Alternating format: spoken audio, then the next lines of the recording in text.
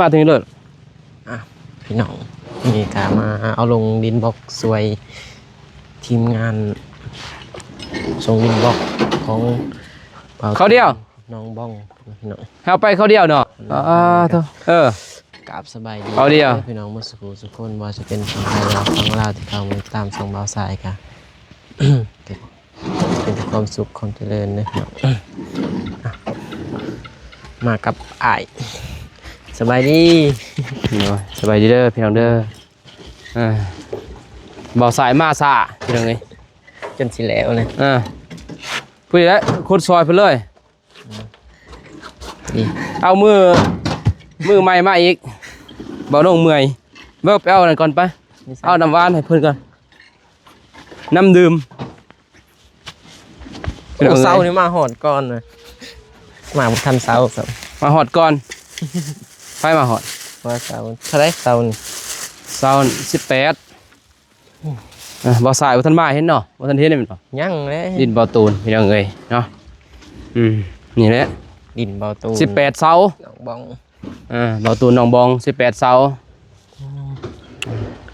ใหญ่เด้ใหญ่เลยหนายังนี่หนา15เสากว้าง8กว้าง8ยาว12เบอร์ที่กล่องเครื่องแงกๆซื่อๆเด้ใหญ่แล้วพี่น้องเอ้ยเพิ่นเฮ็ดถึงหาน้ำแน่ถึงเฮือน้ำแน่แหละบนเดียวเลยฝนก็ตกพี่น้องเอ้ยมาพอดีฝนตกมื้อนี้บ่คิดว่าเดือน12ฝนตกเพิ่งเคยเห็นมื้อนี้เป็นบุญบ้านบุญสงเฮืออยู่แข้งอีเซกล้องพุ่นเนาะฝนตกมาอีกอยากคูปี้ฝนตกคูปี้บ่โดยบุญสงเฮือแต่ว่าอยู่แข้งเขายังบ่ตกดอกบ่ตกเซกล้องบ่ตกดอกพลังเติมพลังเจียวเอาเติมหมดแล้วเติมก้อนเมื่อยเว้ยยังไงวะโบแกะว่าไรพี่น้องเลยเป็นโบกิน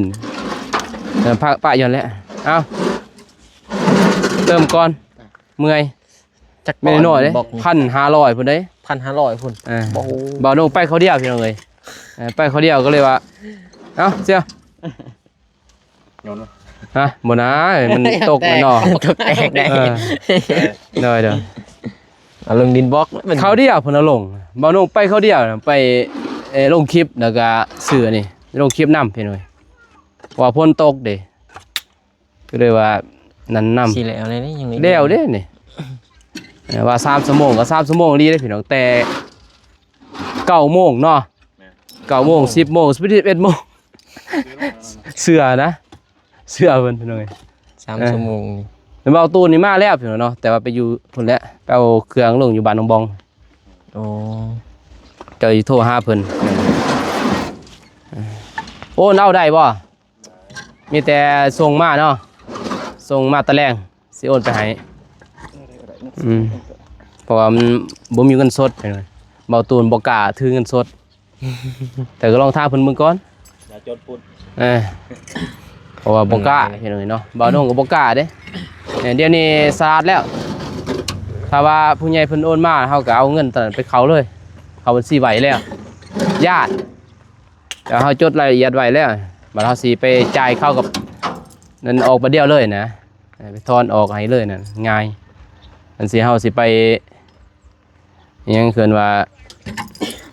นั่นบ่ได้บ่หันแล้วถือไปลองเบิ่งจ้ะเป็นอยู่ว่ายังบ่เคยนี่เอาก็จับเอาบ่เป็นก็ลองจับเบิ่งใส่เหล็กแต่บ่าวนุ่งก็บ่เป็นยังคอยเฮ็ดยังเป็นเสยเอามือลายเติบได้มองลอยก่อนเนาะระวังตีนเด้อบ่เป็นเด้ก็โซนพุ่นเด้เห็นบ่นี่บ่โอเคโอ้หนักบ่14 โลหนักอยู่2 ก้อนแม่นบ่ประมาณ2 ก้อนก็14 โลอย่าให้ดึงความบรินเด้อยินบ่แม่อย่าให้เขาบรินได้ถึกตีนนะยันบอกแตกยันบอกดอกแตก ตีนแตกได้อยู่ บ่รับผิดชอบได้บัดบอกแตกแน่จ่ายเงินเด้ ตีนเกือบหัก เกือบบ่ไฟตีนไฟตีเจ้าเอาโต๊ะอีกตรงนึงเนี่ยระวังดีได้ ดีขาดเกิน มันขึ้นบ่ค่าเกือบ7 โลเลยพี่น้อง7 โลเลยอ่าน หวาดเสียวเลยเนาะเลือดแต่เข้าลึงแล้วยังมันตกเลยพี่น้อง ขย้อนเห่า โอ้ดึงตัวดีกับขาดเพื่อน บ่ เจ็บตลอด แบบเขาต้องเน้นคักๆเนาะ ได้ โอ้มันไหวแน่เนาะแต่เห็นมื้อนั้น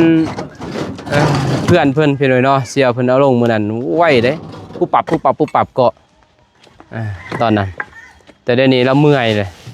แต่นี่ก็ไหวเติบ3 ชั่วโมง เขา พัน แล้ว 3 ชั่วโมงพันก่อน เขาแล้วลังตรงลังแขง ยังบ่พ่อว่าจะว่านี่บ่แม่พ่อบ่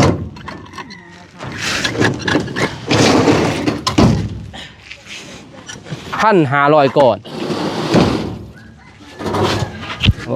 โดยบ่พ่อจะเอาไหม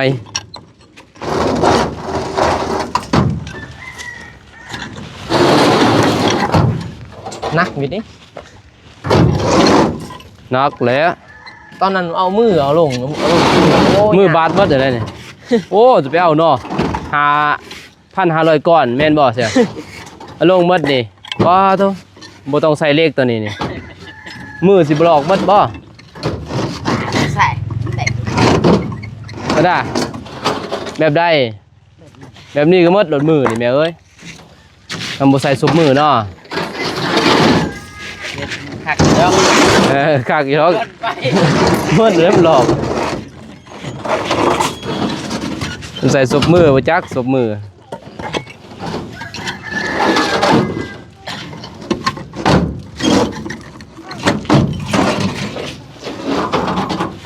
มาตอนชิ้นแล้วใช่ยุ ระวังได้ตีนนะสิลมนะโอ้คือสิตกอ่ะ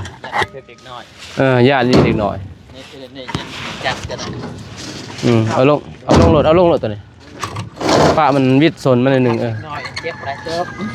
ก็เอา กลัวจะเจ็บหัวแตก อันหันหน่อยจะอยู่ใกล้เด้อมันมิน บอกไปเด้อบ่ได้อย่าบอกเด้อ ล่าง ว่า ล่าง ได้ รอ ไม่ได้บอกเขาแตกเลย อย่าอยู่ใกล้บอกจะบอกเด้อจะเสียหยายินบ่จะห้องบ่เฮ็ดก็อย่า จองมันยังมันมินอยู่ จะว่าว้าว no จะห้องแต่ผล no โน่ เสียอยู่ไหนฮะเขาเล่น เจ้าก็เสียอยู่นอกอยู่แล้วตอนนี้นี่เสียเทานี้ก่อน no ว่ะเอาไงบ่าวสายเลยไปรับจ้างก็ได้เด้เลิกเป็นนะ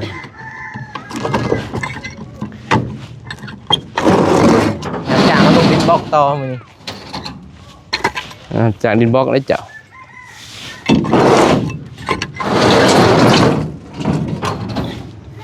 หยานแต่ตีนเฮ้ เกาะดีๆแล้วเกาะกับดึงเข่ง มาสุดแตกหมดแล้วตีน บ่เรือเด้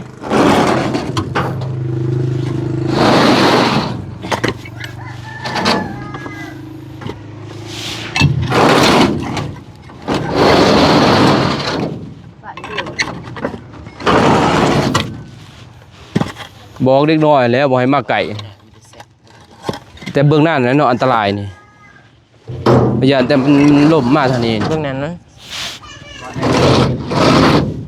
ตัวนี้นี่แหล้วหยานนี่แต่ผลก็คัดดีอยู่นี่เสียเห็ดอันนี้คัดนี่มันก็อยู่คัดแน่นอยู่พี่น้องเอ้ย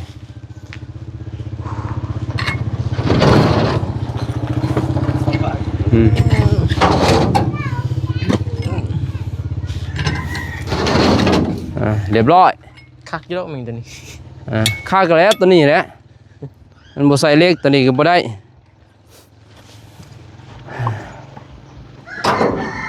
แข่งดิ่ง ชนเรื่อง อืม ลึกไป มันดึงเลยเนาะกล้ามใหญ่ไฟสว่างเอาเรียบร้อยพี่น้องเอ้ย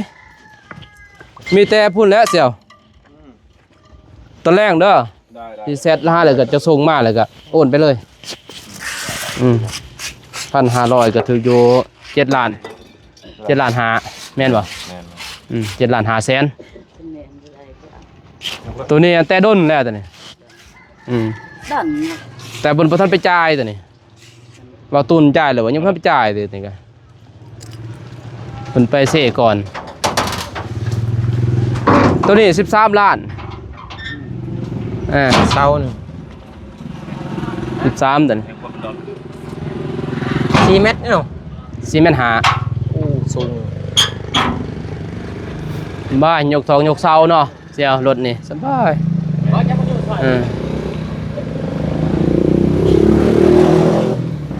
อยู่เสา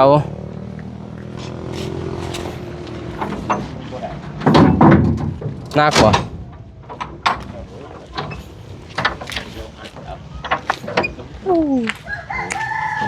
1,500หนึ่งหน่อย3 ชั่วโมง 3 ชั่วโมงแล้วขอบใจเด้อมีแต่ตอนแรกแล้วเสียวเด้อฮะโอน คือว่าตอนแรกนัดกัน4กอง โอ้บ่ได้ไปดอก สิไปบ่นี่ กับบ่ทันฮู้คือท่านแน่นอน เบิ่งเรียกงาน เรียก ไปต่อ ไปส่งต่อเนาะแต่บ่มีก็ได้ไปแม่นบ่บ่นุ่งนี่บ่ได้ไปดอกพี่น้อง บัตรกระโดด น้องเอว่าให้เลยคืนมายะซอบ่ได้ไปใส่ดอกลูกกำลังเกิดเด้ อยากเนาะ ยังนิดหน่อยไปใส่มาใส่ก็ยากแต่ว่าบ่มีลูกยังบ่ได้ไปใส่นะเพราะเฮาบ่ได้มักบ่มักไปนั่นน่ะนะ ว่ากันไป ก็คือจะฮู้แหละบ่มักแบบกินเหล้ากินเบียร์บ่มักเฮาก็บ่ได้สู้ไปคือวัยรุ่นตะกี้ก็ยังบ่ได้ไปนะบ่สู้ได้ไปก็คือเห็นนั่นแหละนอนอยู่เฮือนเนาะคือตอนนั้นนอนอยู่เฮือนพี่น้องเอ้ยโมเสฟวงดนตรีใส่ตะฮูนี่ยังบ่ลุกนะโอเคขอบใจหลายเว้ย ขอบใจหลายขอบใจห โด ลาย ยอยู่ดีมีแห้ง ครับก่อน โอ้โดยอยู่ดีแห้งมีตะแรงเด้อเสร็จฮะโอนทางนั้นเลยพี่น้องเอ้ยเนาะบ่เอาตูนเพิ่นสิโทรก็บ่ได้เพราะว่าโทรศัพท์เบานุ่งถ่ายคลิปอยู่เพราะให้เบาสายเพิ่นเพราะโทรศัพท์เบาสายมันบ่อยากแจ้งพี่น้องเนาะราคา 2,000 บาท อยากสั่น 2,000อยากสั้นถ้าได้เงินเพิ่นแหละเพิ่นว่าสิซื้อโตมือซองเอาก็ได้ โดย โต6 ล้านนั่นเด้6 ล้าน7 ล้าน ถามคุณแล้วร้อยพันกว่า โอเคขอบใจหลาย ได้เด้อ เรียบร้อย น้ำดุ โดยคือบ่ เบิ่งดินต่อวันนี้ คือบ่น้องชายเด้น้องชายหลา น้องลาสุดนั่นนี่ คือบ่ คือกัน แต่ว่าสิสูงกว่าคอยเนาะสูงกว่าคอยนิดนึงช่วงนี้คอยเครือ ไผหรอ คือกัน คือกัน เจ้าเล่นเรา บ่ นั่นได้ว่าอายหลอกกู อ้ายก็น้องแล้วหรอคอยเท่าแล้วคอยเท่าเด้อแม่พี่น้องเอ้ยเนาะ คอยเศร้าSP เลย ชอยไปเอาแล้วน้ำหวานบ่เอาบ่เมื่อ อ้าว จอดอยู่เลย เอาบ่ กิยาเลยแหละจอดยังรถใต้เดี๋ยวไปจัก หักรถบงคอยลงบ่ได้ในมันมีรถอันนั้นตันตอนอ้ายมากก็เห็นบ่ ขอนบ่ เลย เขาก็มาทางนี้เด้ อันนั้นมันมียังว่ารถอันนั้นรถคนกระเพาะ แต่ว่าก็ได้ติรถอันนี้ ได้อยู่บางทีมัน รถยาวมันบ่ได้รถนี่ได้เพิ่นก็เอารถตัวนี้มาทางนี้กันเข้ามาเอาเป็นหยังนะแต่ว่าดินสิเอาเขาเลยดินเอาตูนยังบ่ทัน มื้อนี้วันเสาร์ ออกมา มื้อนี้ เพิ่นว่ามื้อนี้แหล้วสิเขามาเลยดิน โดย จะไปตัดเด้อกาแฟ เอาเข้าไปอีกไงบ่ เอาไป5 เมตร10 คันรถบ่อันนี้เอาเมื่อ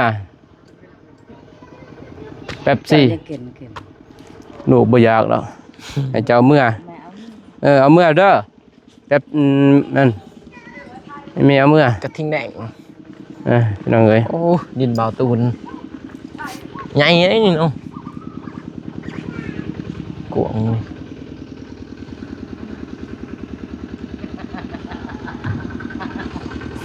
นอกไปยัง อันบ่นกเข้า บ่แม่น นกสั่ง นกเพ นกกระเพ นกเพครับ มีนกกระเพเหรอน กพี โอ้ มาหามา ห้องเฮ็ดสั่ง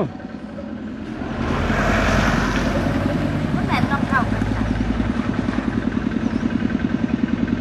นกมาอะไรวะ บ่ โมแม่นนกเขาหรอก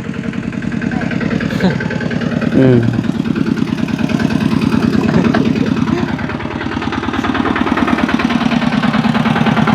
เบิ่งดินเบาตูน เอามาตะล่างบ่ เนาะเว้ย ลายแท้ เอาสายมาสวยสายเบานุ่งเป็นไงพี่น้อง เขาอีวบ่บ่แม่เขาไปเอาไปล่างบ่ปลามาลายแท้ ว่ายัง สิเต็มเนาะ ได้เด้อพี่น้องเราสิทมดินออก เป็นยังเด้รถ หาแม่ทมออกไป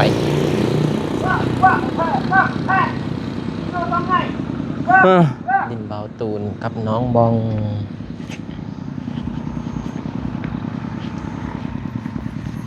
นี่แหละบ่อนเศษ ยังบ่เบิดได้กระเพนี่เนาะ ใส่ นี่เด้ ให้แม่เราตัดเลยแหล้วนี่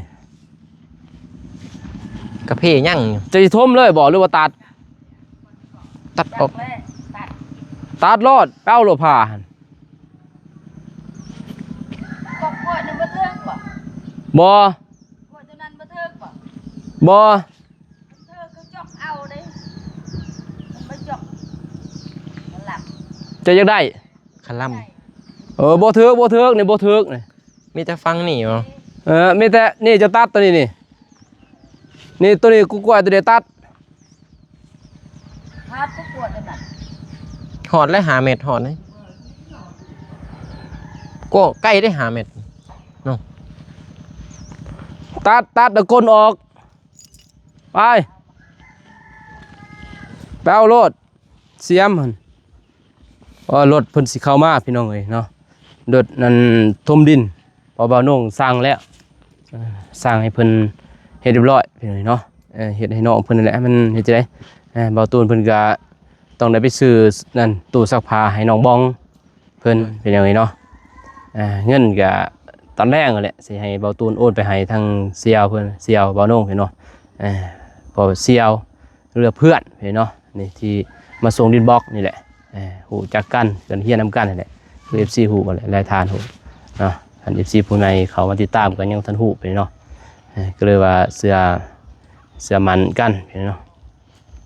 นั่นแหละมีแต่ตัวนี้สิตัดนี่ ตัดก็กระเพ ตัดเลยตัดไว้เพิ่นว่าตอนแรกเพิ่นสิมาถมเพิ่นคันบ่แม่นตอนแรกก็มื้ออื่นเพิ่นว่า อ๋อ เออ มือนี้ยานมือใบบุญสงเถื่อพระจ้า บ่รถอันนั้นบ่อยากดอกเขาบ่วนดอกพวกนี้ รถจก รถจกรถดามเขาบ่วนเด้เขามานั่นเลย แค่นี้ เขามาเฮ็ดเลยแล้วหาเงินเด้ เฮ็ดงานเลยสบาย นี่เบิ่งนั่นพี่ซ่าหั่น แม่นบ่ พี่ซ่าเด้หั่นโกกใหม่ จะพ่อเนาะ อืม ตอนนั้นอ้อยบ่ โอ้ยยังไงเนาะ ตอนหลัง บ่อยากเราก็สิแล้วเด้จังทางบ่ตูนเพิ่นมีแต่จะมาอัปเดต กินแล้วบ่เขา กินแล้ว เขาเว้นได เลยกินวังม่านเลยมาสา กินแล้วว่าไปกินข้าวก่อนแล้วก็ไปเข้าเฮือนน้องก็เลยเบาลาเต้บ่ได้มาเนาะก็คือว่าจะแวะเข้าไปหาเพิ่น คอยแวะแล้วแต่ว่าคิดว่ามาน้ำตายแล้ว จะได้เข้าบ่ เข้าไปหา บ่เห็นบ่เพิ่น ก็เห็นแต่พี่เองแต่รถยั่งรถแต่เขาไม่ได้ทำไม่ได้คนก็ออกมาเลย เนี่ยนอนบ่จักเบาลาเพิ่นพี่น้องเนาะโอเคเจ้าหน้าที่เอาเป็นจะได้เห็นดิน ตื่นเต้นเห็นดินบาวตูนกับน้องบองพี่น้อง ใหญ่บ่ ใหญ่ดิ เพิ่นสิตั้งห้าน โอ้ ดีใจนำเพิ่นนั่นแหละ ดีใจแหละพี่น้องเอ้ย มีผู้ใหญ่เพิ่น มีผู้ใหญ่ใจบุญเพิ่นสวยก็ดีใจนํพี่น้อง บ่สายแล้วสิมาซอยน้ำแน่ บ่กอน้ำพี่น้อยเนาะ โดย ซอยบ่ตูน มาซอยเลยแล้ว แล้วก็มาผู้มื้อพี่น้อยเนาะ โดย เอาปิดคลิปเป็นอยู่บ่ ปิดน้ำกันนะ เป็นทำการเอาโอเคพี่น้องเอ้ยเนาะทางบ่าวสายเพิ่นก็ยังบ่ทันลืมกล้องปานใดพี่น้องยังตื่นเต้นยังบ่ทันเก่งเห็นเนาะ กำลังใหม่ๆ ก็ผิดพลาดประการใดก็ขอโทษขออภัยโดยมีแต่ติชมได้พี่เนาะแนะนำได้บ่าวนุ่งก็สิซ้อนให้น้องเพิ่นให้เฮ็ดแบบนี้แหละเทคนิคในการถ่ายสังก็เว้าไปเด้อ โดย คือในนี่แหละเวลาเฮาถ่ายแล้วเฮาก็มาเว้ามาผมขอบใจทางผู้ใหญ่ใจบุญเพิ่น FG เพิ่นที่เข้ามาติดตามมาแหละก็เว้าคืออ้ายเว้าเห็นเบ่ โดย แบบนี้ว่าก่อนอื่นเมิดเนาะ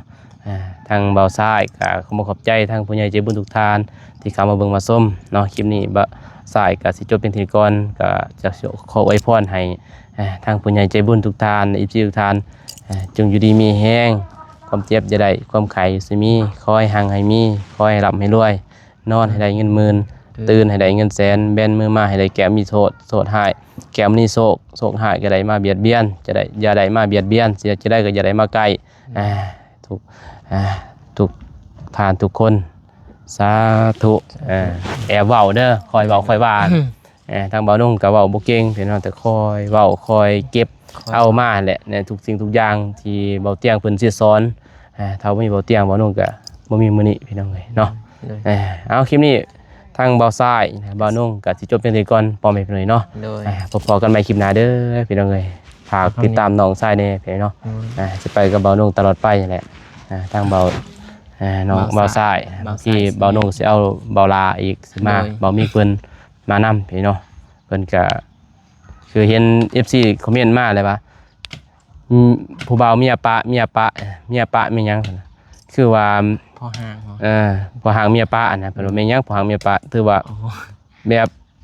ผัวเมียเขาเลิกกันแล้วพี่น้อยเนาะ โดย แบบเลิกกันนะหย่ากันหย่าห่างกันแล้วก็เลยว่าถือว่าเป็นผู้บ่าวเมียปะพี่น้องเนาะทางลาวพอๆกันไหมคลิปหน้าพี่น้องเนาะคลิปนี้ขอกล่าวคำว่า สบาย สบายดีเดี๋ยวไปบ๊ายบาย